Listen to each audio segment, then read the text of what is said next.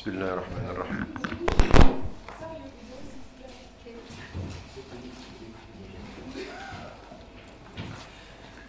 Assalamu alaikum wa rahmatullah. So it's already the last day, and we'll have many things today, but I will give you some information just after this talk, when the people are coming, just to repeat again what I'm going to say. So we start straight away with Dr. Ahmet Alibasic, who is coming straight from, in fact he lives in Sarajevo. He went to Germany yesterday and he arrived with me yesterday evening, and then teaching. As you can see, everything is there in your program. A very old friend, and more than that, very much in the light of our vision and working, even before we were working together with the same vision of Islam. And then he will connect what is happening in Eastern Europe, which I think it's very important for anyone who is living in the West or having something, just also to get their perception, because they are beyond anything which has to do with integration and a very interesting way of dealing with the Islamic reference. So, tafaddal. And you have, altogether, you have 1 hour. You decide if you want to take the whole hour talking and you don't let them ask questions. You can do that, and then they will have this afternoon. Or if you are generous, you can give them 10 minutes. And if you are hyper generous, 15 minutes. Thank you. Just one correction in the program. I'm not professor of Islam and bioethics. One thing I don't know anything about is bioethics. Delete that one. No, this was supposed to be with Dr. Ghaly. Bismillah ar-Rahman ar-Rahim. Alhamdulillah wa salatu wa salam ala Rasulillah. It's really pleasure to be here with you today. Thank you for showing up. No, I was sincere, Dr. Tariq. Come on. I know, I mean, everybody is fed up with listening to anybody anymore, so I really say thank you. Last night, Professor Tariq told me that I have to actually angle my presentation and connect it to the overall theme. So I have come up with a few ideas. Sorry if it is not up to your expectation, because I was going to talk about, generally about Islam in the Balkans, about historical developments, the issues, the challenges ahead, and so on. So, but let's try to focus on, responses, intellectual responses of mainly Bosnian, because I don't know much about the others in the Balkans, Bosnian scholars to the challenges of the 20th century. Now, very briefly, just to give you a historical perspective, because this is important, and because it was social environment, I think, that pushed Balkan Muslims into thinking the way we are talking about today, which is like, thinking based on Maqasid, thinking based on mostly on ethics, rather than normative thinking, normative legal thinking. 1878, Bosnia is handed over by Ottomans to Austrians, so we have occupation. This transition was very difficult for local Muslims. Because until 1878 you live in Sarajevo, same as you are living in Damascus or in Istanbul or in Baghdad. I mean, the culture, the law that rules you, everything is basically the same. And then overnight, your life changes completely. Sharia stays in family affairs, personal matters, but everything else is a different world. So you can imagine the number of dilemmas that are, presented at once to Muslim scholars to deal with. And then as we go all the way until 60s, 1960s, so almost a century, you see progressive isolation of Balkan Muslims from the rest of the Ummah, and then you see progressive repression and deterioration generally of the conditions of Muslims and Islam. So this is the socio-political environment in which, you know, intellectual responses that you are going to talk about took place. Then from 1960s, things slowly start to improve. There are more freedoms. Liberalization sets in. Economic situation improves. And then with the 1990s, with the fall of communism, with the war, with the attention of the whole world, especially to Muslims in Bosnia, you again have this, I would call it, reintegration of Balkan Muslims into the Muslim world community. Okay, you have intensive interaction through people who come, through people who go, students, through literature, through translations, and of course, internet is added to all of that. So, you know, from complete isolation in 40s and 50s to full integration, okay? And today I think we get much more attention than our numbers grant, actually. You know, Balkan Muslims are, what, 8 million? And especially Bosnian Muslims, just 2 million, and, you know, world is talking about like we are 200 or whatever. There were times, for instance, in between two world wars, when our Grand Mufti had to ask a Serb minister in Belgrade whether he can attend the conference in Jerusalem. You know those 2-3 conferences that were held after the fall of Khilafah, the disintegration, and then he was said no. So, and nowadays any imam, anybody can freely, he gets an invitation or wants to go. So just to see where we were in, and of course, and before that, again, everything was free. So it's, you know, the change in the fortunes of Islam in the Balkans has been tremendous. Now, if we are talking about today, reform ideas and reformism based on the kind of thinking that you're talking about here, ethics-based, Islamic ethics, and maqasid-based reformism is, I would say, widely, not universally, but widely accepted in Bosnia especially, but in the Balkans as well. What has made it so appealing is, first of all, the isolation that I just spoke about, which has resulted in loss of detailed Islamic knowledge. Okay, you isolate Muslims, they don't go to study. Those who go to study, you know, they are few. There are less books. There are fewer people who can read and write and understand Arabic and Turkish and Persian. And then even those who studied, let's say, at Al-Azhar during the Second World War, they die.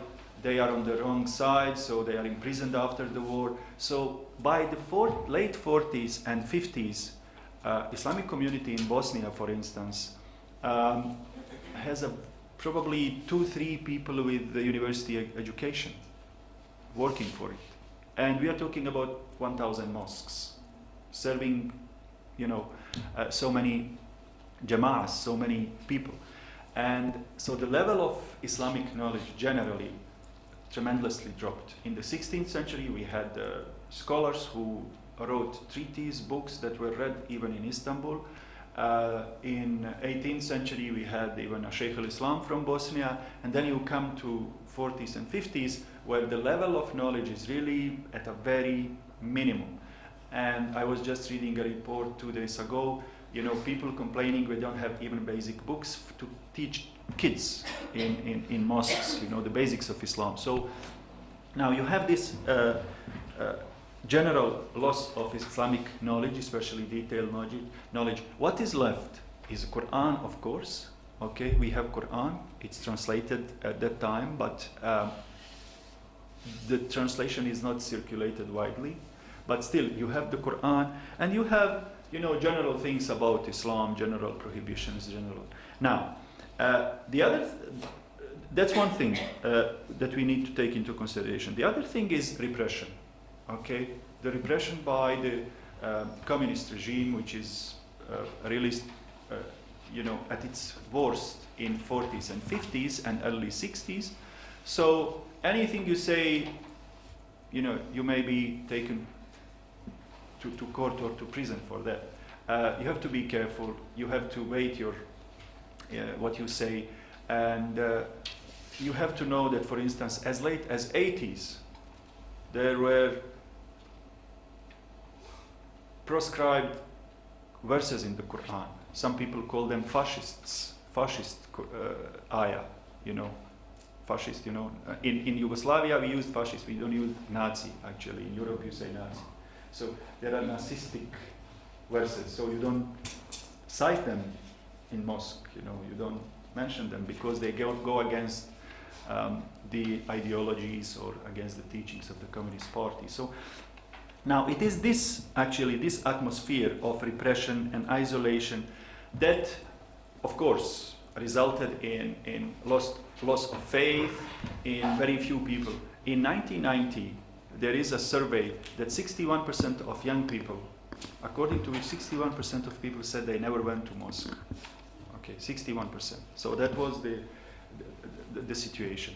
However, the positive outcome of this isolation and repression was that the remaining few Muslim intellectuals, Islamic intellectuals or scholars, they had to be creative. Okay, if you cannot draw on these days, you have a dilemma. You immediately call Qatar, and they give you the answer, or you call whatever you want to call. So, and I don't mean who you mean. But at that time, you had to deal. Okay, there were still, although majority of people left Islam, but then you still had people who were sincere about their faith and who wanted to know the answers. Okay, so as a result of that, we got few scholars who really tried to, come up with solutions. Some of them were religiously educated, like somebody called Hussein Jozo. Not many people know. He was very instrumental. For instance, I will give you an example of one of his solutions. And we had Ali Izetbegovic, who was a lay thinker, but still trying to think Islam for the time and space of Yugoslavia. And I'm sure some of you have come across his Islam between East and West, which is the result of that time. When you read it today, probably, it doesn't really give you solutions for today, but for that time, it was perfectly fitting answer for many of the dilemmas Muslims had. So it was like they say in Arabic, mukrihun akhaka la batalun. It was, we were forced to think creatively to find solutions. And maqasid and general Islamic ethics were the platform or the basis on which we were searching for answers. Now, today, there is another factor actually, which developed over time. Why this approach is so widely accepted? Yeah, it's okay.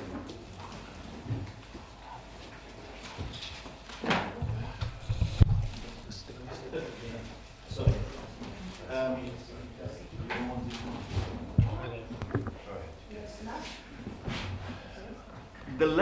The level of acceptance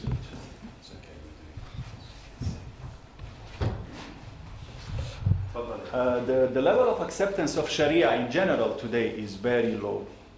Because of all these decades of indoctrination, if you like, against Islam, against religion in general, not just against Islam. I don't have the figure. It's easy to check on the Pew Research Center website. I think it's something around 85% of Bosnian Muslims say they don't want Sharia to be applied. Now, of course, you can always question what people mean by application of Sharia. Do they mean hudud? Do they? But it tells you the image of Sharia as such is actually not very good. People don't like it. Okay, people don't want it. Although 95% of them say yes, we believe in God and we believe in the prophethood of Mohammed. You see, 95%. 36% say yes, we are deeply religious. Religion matters to us. 30% of them go to mosque at least once a week. 19% of them say that we pray at least once a day. 14% they say we pray 5 times a day. 80% give sadaqat al-fitr and zakah, and so on and so forth. Sharia, we don't want it. Yes? That is 2010 findings. 2010, 11, or even 12. Yeah. You just go to one of those recent researches where you have comparative figures for many communities in the world. Very nice, very informative survey. So, you have decades of propaganda, and I think our scholars also, we have a problem.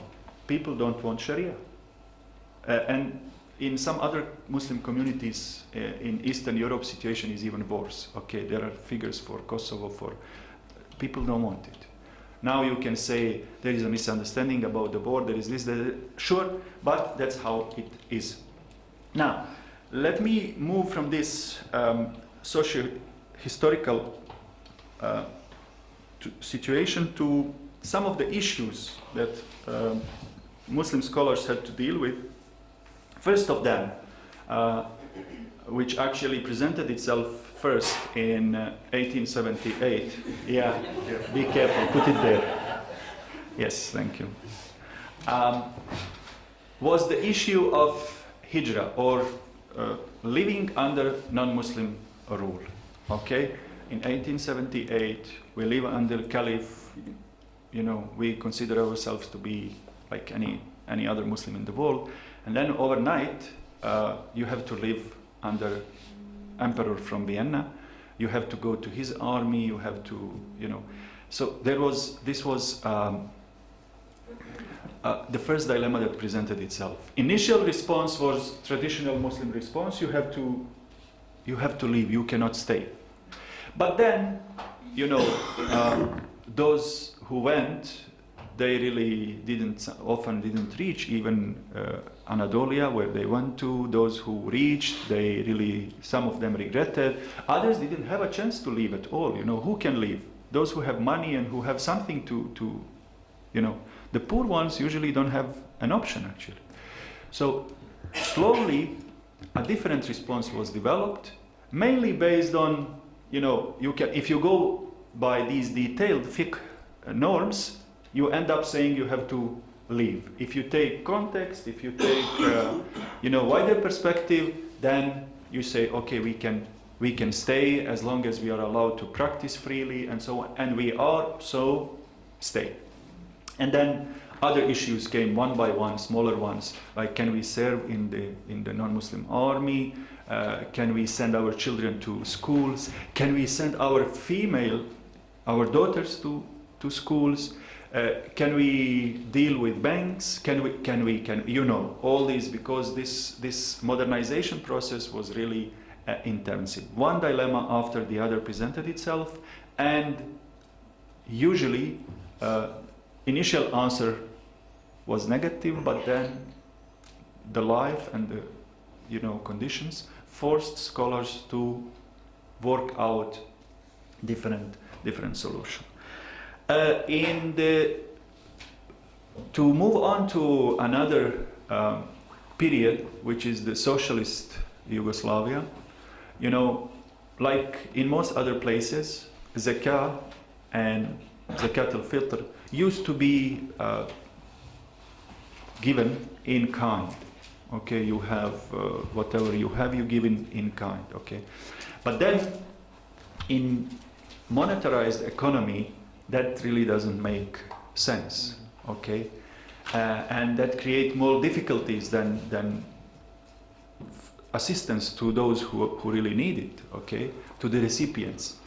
In addition, you are living in a socialist state where state actually is taking care of the needy and the poor and so on. There is nobody living, sleeping in the street. Everybody is taken care of. However, your imams and your only madrasa are left to, without any, because waqf is confiscated and you cannot go and collect donation outside the mosque and so on and so forth. So you have a scholar now coming and saying two things. First of all, actually it's, if you take into account the benefit of the recipients of zakat and sadaqat al-fitr, then it should be converted into money.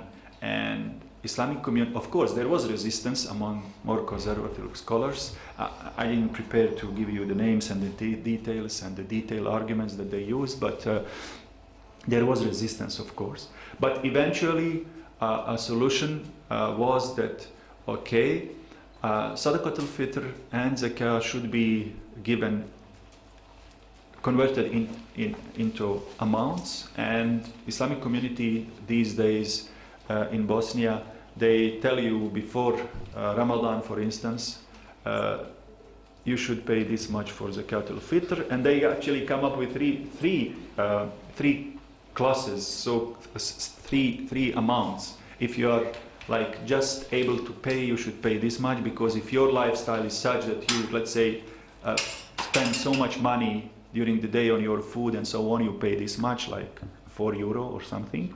But if you are spending more on yourself, you should pay more for sadaqat al-fitr, so you should pay probably €10. I don't remember the figures. I think the lowest is €4.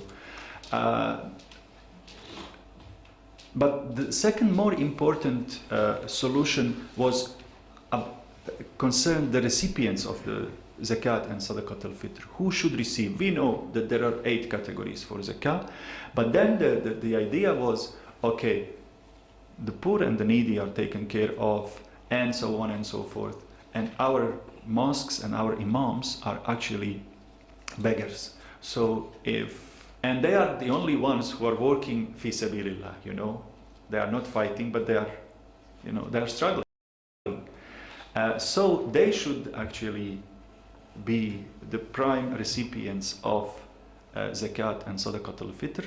And the drive slowly started to collect this zakat and sadaqat al-fitr through Islamic community, and to put it in a fund from which education and imams, Muslim education, or Islamic rather education, and imams were funded. And thanks to that, actually, our mosques, our maktabs, katatib, Quranic courses, and the only madrasa that we had at that time, were able to survive. Otherwise, without even being closed by the regime, they would close down, because there was no material basis for their operation. Of course, at that time, the arguments that were used had to do with, not what our fiqh books say about how zakah should be given and so on, but the implications or the objectives, if you want. Okay, where is this leading us if we continue doing it the old ways? Nowadays, people start to question this practice. They say, okay, at that time, taking into consideration the general objectives, we came up with this solution. Now we have a different situation. We have reversal. Now the state, unfortunately, is no more welfare state. It does not really care about the poor and the needy, and it does provide some funding for our madrasas and our not all our activities, but so shall we start giving back some of the zakah and some of the sadaqat al-fitr? And I think this is the test for us, whether we are really faithful to this maqasid approach to issues, or at that time we liked it because it worked in our favor, I mean the Islamic authorities in the country. But the pressure is mounting that, you know, now you have to go back and again reconsider the solution that you came up with in the 60s. Another case from another period, from a later period in 1990s, where we had this war and dozens of thousands of Muslim women raped, and then there were children, okay, and you know, you had a question what to do with it, okay, and again, in this case, our scholars deferred to Sheikh Yusuf al-Qaradawi, and they actually asked him, and I think Lazhar, they asked two addressees, I think one of them was Sheikh Qaradawi and the other maybe Azhar. They asked them, okay, what to do? And again, the answer was based not really on the literal readings, but more on, okay, what do you do with these children? Okay, so shall women keep their pregnancy if they have chance, and what to do with children, and so on and so forth. So again, ethics actually were considered more than any specific fiqh rulings. Now I come to, I think, what I think is the probably most interesting part, which is generally the issue of the living rather than application. Well, we usually say application, but I think at least for us in Europe, the proper word is living of Sharia, not application of Sharia, because when you say application, it like implies somebody is really enforcing it. No, I mean living of the Sharia in the secular state. One thing that our scholars actually try to avoid throughout these decades was this issue of, especially after 46, when Sharia courts were closed down and Sharia was not applied, not even in personal matters, was, okay, is this darura situation?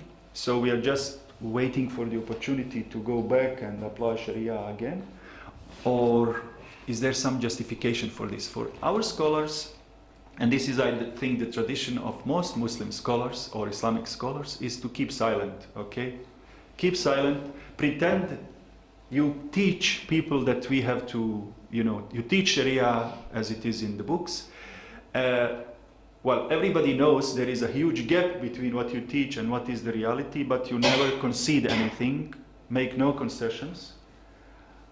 You know, and that's how it goes for centuries. This is the traditional approach, and we still have scholars who when you ask them, okay, what about Sharia in the secular society, or secular state rather, they say, you know what's in the books, and the rest is darura. So that's how you have to live like with a split personality, okay? One thing you know and one thing you have to apply. However, few years ago, one of our scholars, Professor Fikret, who Professor Tariq knows, and some of you know, he came up with the following analysis. He said, okay, when we talk about Sharia, okay, what is Sharia actually? We usually translate it as Islamic law. Well, that's, to start with, that's probably inappropriate translation and rendering, okay? Because I mean, if you look at what we call Sharia norms or rules, what you find in that most of, if you take a collection of fiqh books or a fiqh work, first part, usually first few volumes, deal with ritual purity, with ablution, with, you know, salah, with fasting, this is in contemporary language never called a law. Okay, this has nothing to do with law. This is rituals. And as far as secular state is concerned, that's your right actually, and states have obligation to facilitate for you this freedom to create conditions for you to be able to practice, as long as you don't, you know, infringe on the rights of others and so on. You know that this. So in principles, the ritual part of Sharia is no concern to secular state, and secular states usually don't mind if they are proper liberal democracies. They don't mind you doing it. So The next big part of Sharia are ethical norms actually. You know, teachings that do not require actually any sort of government or state enforcement. You know, don't lie. If you lie, so what? Except if you lie in the court, is there a sanction, legal sanction, state sanction for lying? There is no. Even for fornication, for zina, only if you do it certain way, then there is a sanction. Otherwise, you know. So actually many of Sharia rules are simply ethical teachings, okay? And it's a big chunk of Sharia. Then you come to you know, set of Sharia norms, which are properly speaking legal norms, meaning they require, according to classical fiqh, they require state or enforcement, okay, by the state. Of course, this part is, the ethical part, yeah, I mean, liberal state is not going to force you to drink or lie or, you know, they are probably going to make it difficult for you to stick to these ethical norms. I mean, the environment is making it difficult, but nobody is going to force you to anything unethical. And even if they do, probably you can always say, well, you know, you can fall back on your conscience or ask exception or whatever.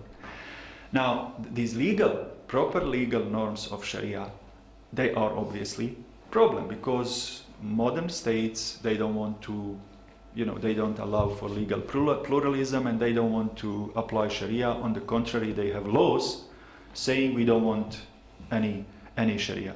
And obviously, in this area, we have, if you like, conflict. But remember, if we say these are three big components of Sharia, it's not like head all Sharia and secular state. It comes to this one area where Sharia and secular state are in conflict. And even in that area, actually, legal Sharia norms, they also have an ethical side to it. Okay, let's say we're talking about zina. And there is for certain types of zina or stealing, there is a sanction. But the underlying norms, even in the secular state, you can still abide by. You can respect it, not to steal, not to do zina. What you cannot abide by is the sanction itself. Okay? Add to that, actually, that there are legal norms of Sharia that you can apply even in secular state. You know, regarding transactions, regarding inheritance, regarding certain legal systems allow you to actually implement some of these if you choose. Be it marriage, be it through various contracts, to various, you know. So in some situations, there is even solution for that. So at the end of this analysis, actually, what this scholar says is that usually when we talk about Sharia and secular state, we usually take them as two irreconcilable, you know, opposites. And it's either or. Actually, when you do this analysis this way, if it is of course valid, what you end up is that the mismatch or the conflict might be just partial. And then again, of course, when was the last time hudud were applied even in Ottoman state, for instance? Then, you know, it becomes much easier for a Muslim to think about living in contemporary society. He focuses more on ethical side of Sharia, and that enables him to proceed and to, you know, to deal with issues, to make contribution and so on. That's I think by way of introduction, this is all I have to say at the moment, because I just came up with this last night, so very late last night. So maybe we can open the discussion. Yeah, I see I'm very generous, Prof. Tariq. You thought I am not, but sometimes we from the Balkans can be generous. You know.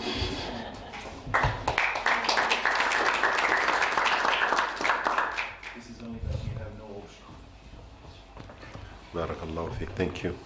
No, I think that it's a good introduction for the discussion. If you have some questions, you have two parts here, I think, in what you were saying, the history and what happened. And the second is the type of answers coming from the scholars, which is another set of questions that you can have. So go ahead with your question. I think that we can take 3 to 5 questions and then you answer. Or if you want, you can just go straight away, as you want.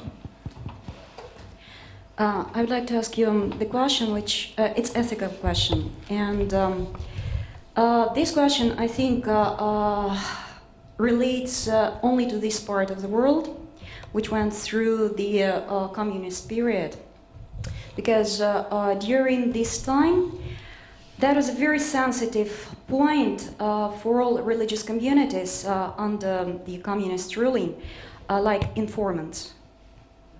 People who were reporting to the state, and they were not only in Muslim communities, but in churches, prayer houses, everywhere. And believers, they knew about that. How did you, in that part of the world, how did you, and in Muslim communities, how did you overcome that problem? Did it impact somehow the trust of people to Islam?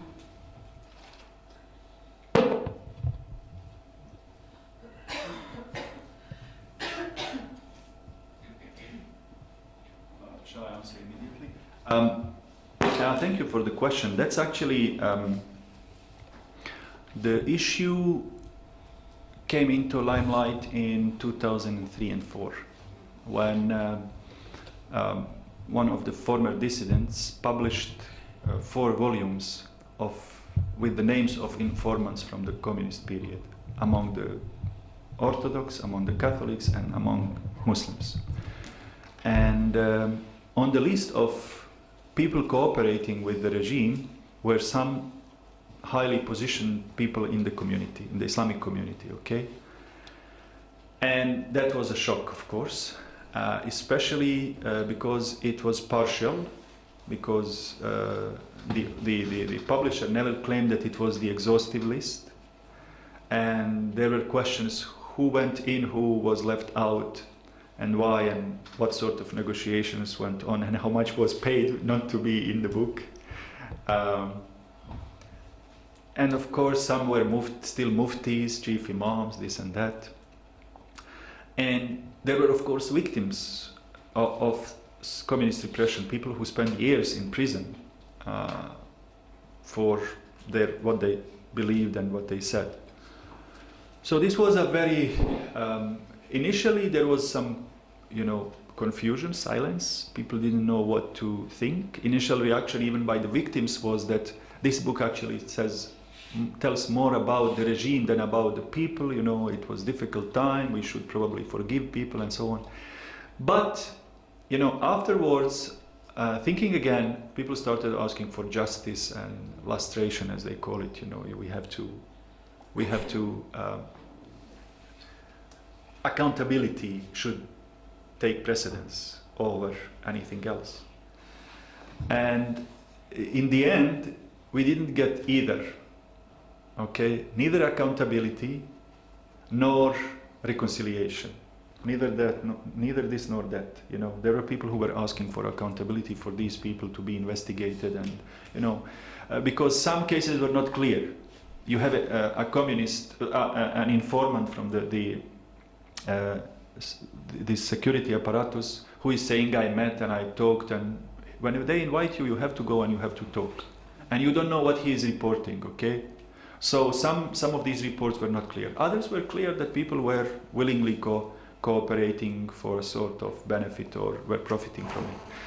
So in the end, we didn't have it because powerful people in the community were against investigations.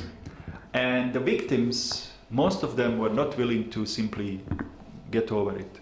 So that's an issue actually that has become very divisive, and still it pops up from time to time. It's an open wound. And it's related to another issue, actually, that is a big challenge in front of us, which is generally reconciliation after the conflict, after the war. As you may know, in Catholic, in Christian theology, they have developed this idea of forgiveness, unconditional forgiveness and reconciliation, and so on and so forth. In our thinking until today, the emphasis is on justice, truth and justice. And we have been insisting on that. But I'm not sure it's going to stay like this, because obviously justice is not coming. Truth is difficult to uncover. I mean, people don't accept it even when it is very obvious. And lately we hear critical, discussions about this, whether it's really leading us anywhere to insist on justice. Because it seems this request for justice seems to be irreconcilable, or to be working against our another aim, which is common living and living together again, and so on and so forth. So as you can imagine, it's very difficult. You are asking victims again to do the first move, so to say, to again forgive and to go through the pain again. But what if that is the only actually option to start healing or to commence healing? So to conclude, we haven't dealt yet with it properly. We have just touched upon it, and it seems to be both what you asked about and the wounds from the recent conflict seems to be too fresh and too painful to really take a principled position on them. Yeah.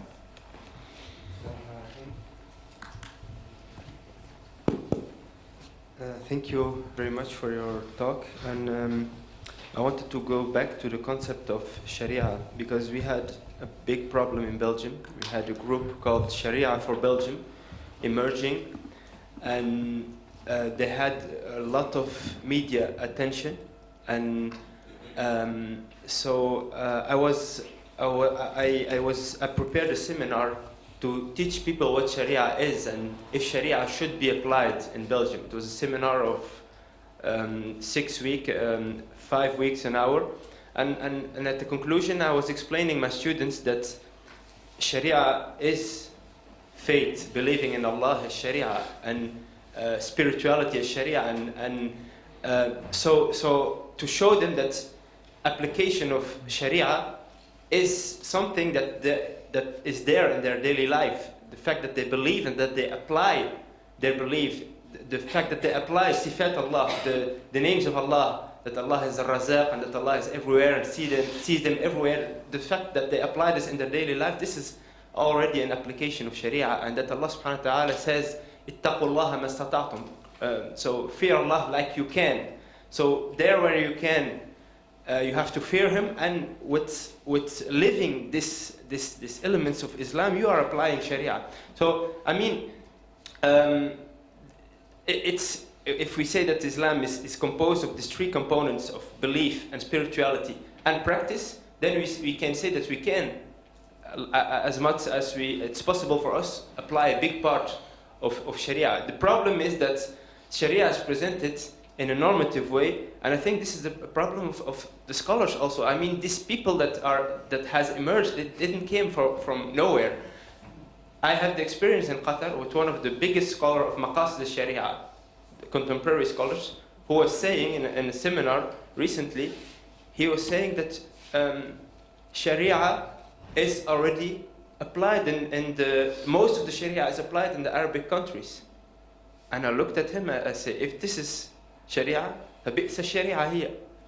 It's a bad Sharia, because Sharia is justice and we don't need justice. Sharia is so Sharia is to reach this maqasid, حفظ النفس, and we see that all these people are suffering from diseases and we see poverty, etc. So I mean, if we have this conception of Sharia to reach this ethics, to reach this justice, and to reach this equality, to reach the then we will have another take on Sharia. And I mean, if you think this is what he was presenting, people are praying So they're applying Sharia. People are getting married with Islamic norms, so this is Sharia. In Islamic banks you don't have riba, so this is Sharia. But the problem is that we don't look at, if I pray, what is the consequence in my daily life? What is the justice that this prayer will bring along in the society? So this is something that we don't look at. We look at the normative thing, and we don't look at this maqasid. And I think this is a problem that led a lot of youth to think that Sharia is just to apply these rules without looking at the consequences, without looking at justice, social justice, etc. So I think that the scholars has a big responsibility in this. Yeah, I think everybody agrees on that Sharia is a really poor, miskin Sharia these days. Yeah, scholars we are responsible because we are obviously doing a poor job at explaining it, interpreting it, defending it, and it has been hijacked by ulama sulta, by extremists, by everybody. But let one thing be clear: Sharia is so central to Islam, I think, that we cannot simply stop using it. And I know when you say Sharia, and Tariq knows it much better than anybody else, all sorts of red lights go on, and you get reprimanded for even mentioning it.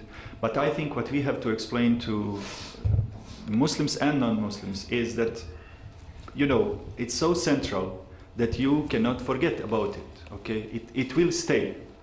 The best thing you can do is to reappropriate it, so to say.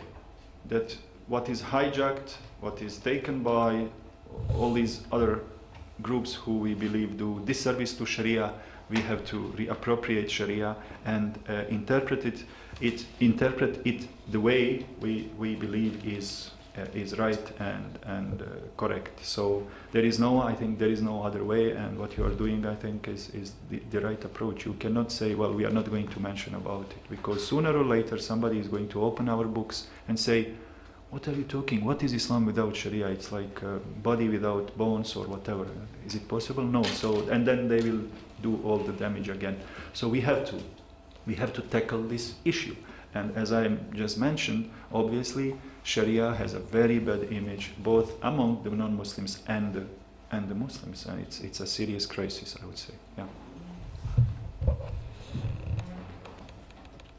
Just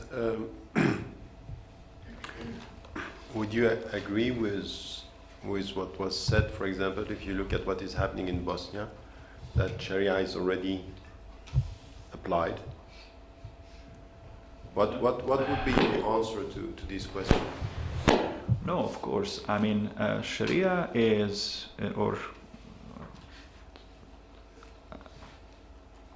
I would never say anything like that, of course. It's always struggle to be a Muslim, and it's more an aim than the reality always. When you say, you know, we live Islam or we practice Islam, we are striving to, okay? And what I was saying, or what we are saying, is that actually even in Bosnian society, you have ample room in which to exercise your belief and, you know, to apply what you believe in. And it's actually, we usually focus on the constraints, and we blame it on the secular environment, and we say we cannot. Actually, the point here is there is so much that can be done if we want to, but that we are, no, I wouldn't say it's applied, of course not.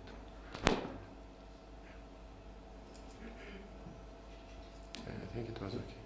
Yeah, just one short question actually with regards to the fact that that's different from the Sharia question, but you were highlighting the fact that there is a significant amount of Muslim people in the Balkan countries, and you were stating that, for example, only in Bosnia there were more than 2 million Muslims over there, so that's a significant population within the Muslim community, and I just wanted you to elaborate a little bit further on the interest that those Muslim people living in this area represent for the Western forces, for example, and even maybe the Middle East countries such as Qatar, Saudi Arabia. And I'm taking as a reference what was highlighted by Professor Ramadan, for example, in the book The Islam and Arab Awakening, with those trainings that were taking place in the Eastern countries, coming from the Western forces like the USA, training people to be competent with regards to the cyber, not attacks, but just to raise the crowd and those kind of demonstrations. Can you a little bit elaborate what type of interests those community represent for those forces like the US and the Middle East?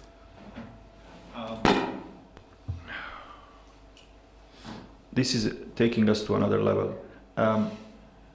Albania has about 70% of Muslims, and Kosovo 90%. And these are two countries that are firmly in the sphere of influence of the United States. And that seems to be mutual. The love and interest seems to be mutual, and it seems that it's going to last. Clinton and America is more popular in Kosovo than any local politician or any, and I think with a lot of justification for that. The way they gained their independence, you simply understand it. When it comes to Bosnian Muslims, actually, everybody's interest and nobody's priority. How? And this is the worst situation you can be in. Everybody thinks he has a interest in you, but you're not really a priority of anybody. Now, when it comes to for instance, United States, there are two conflicting opinions. One, that US is involved out of universalistic motivation, so to say, because there are pressure groups in the United States that have pushed the United States to intervene and to be active and so on and so forth. Especially the Jewish lobby in the 90s was very active, pushing for intervention and so on.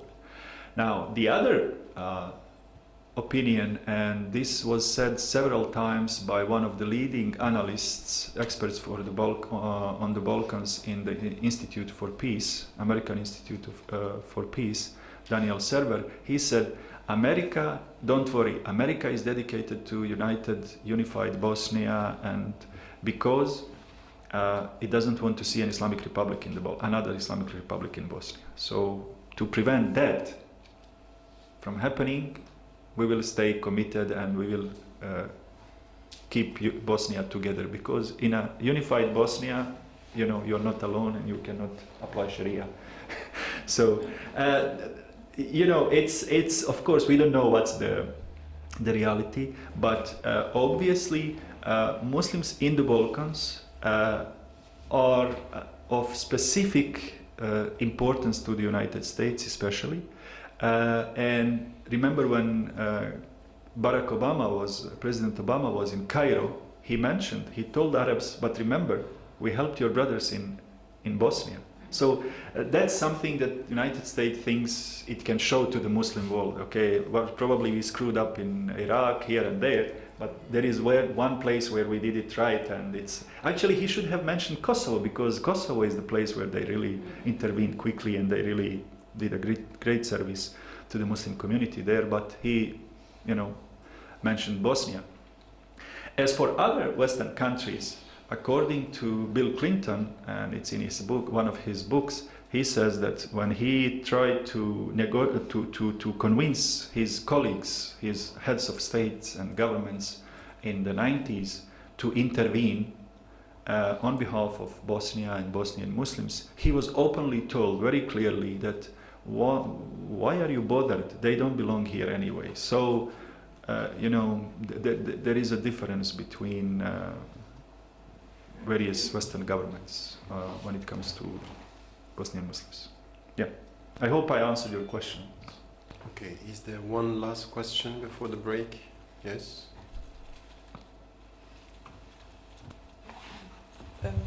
Actually, I have two questions. Don't laugh.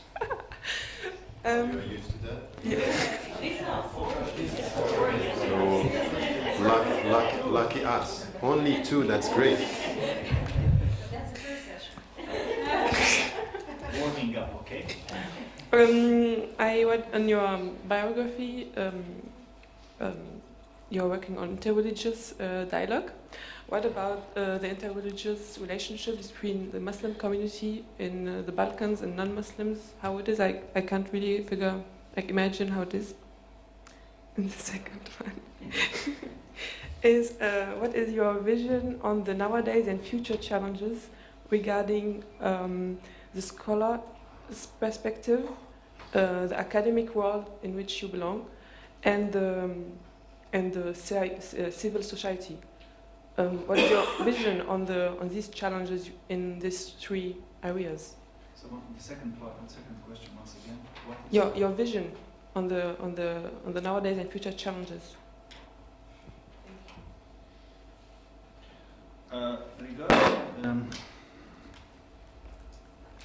Regarding interreligious cooperation and dialogue, and the war was started actually on the premise that we cannot live together, and this was, Radovan Karadzic, you probably by now know, the then Serb leader. He was saying we have to fight because we cannot live together.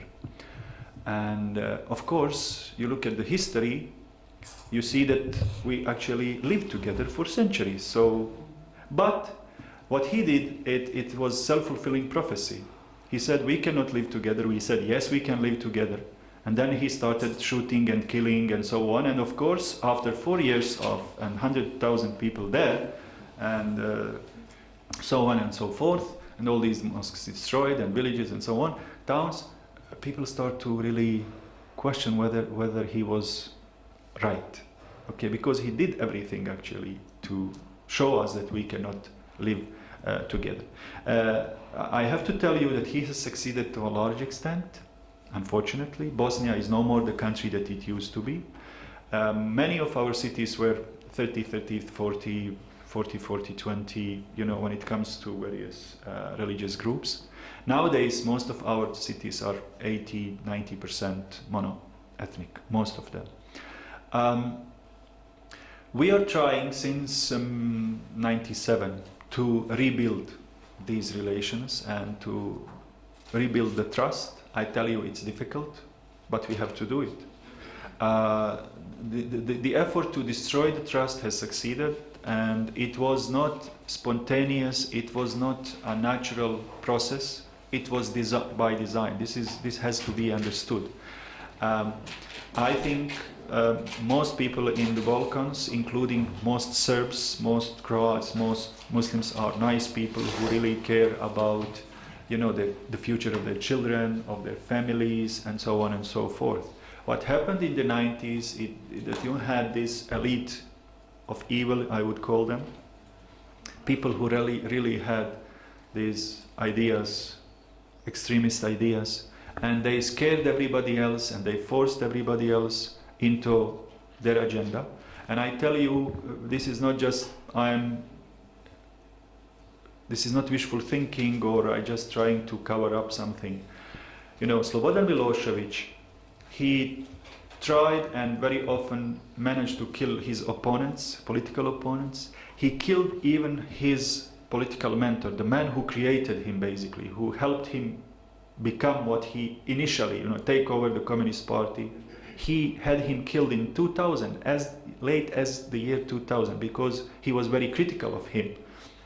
He had him killed and put in, I never know what you call it in English, when all days when you used to paint the walls, you use this white color, but you prepare it in a way, you put stone on fire and then you put that stone in water. When you put it in water, it boils. So he had his body put in that, so it decomposes and you cannot trace him. The prime minister after Milošević, these extremist element, they killed the prime minister Zoran Đinđić. So, and they killed so many other Serbs, took them to concentration camps. So, And of course, once your blood, the blood in on your hands, it's difficult to go back. So we are in this situation where small group of people have forced the majorities to commit crimes and to get involved, and now it's difficult. But my point is, the evil that has happened was designed, was planned, was executed with a lot of energy and a lot of resources invested in it. And I think, you know, reversing the trend, building the trust also requires, if we just sit back and wait for things to happen, I tell you nothing will happen. If they just let it go, people would today just live together as they used to. So we have to invest the energy. Some people say this is a futile exercise. They say, you know, so you have been doing this for so long, what have you achieved? I say, yeah, there is some water in this cup. Of course, there is a lot to be done. But this is it, you know, it's a difficult process. I tell you, the level of trust is very low, very low. I mean, imagine each and every mosque that was in the territories occupied by the army of Republika Srpska, except one, were destroyed.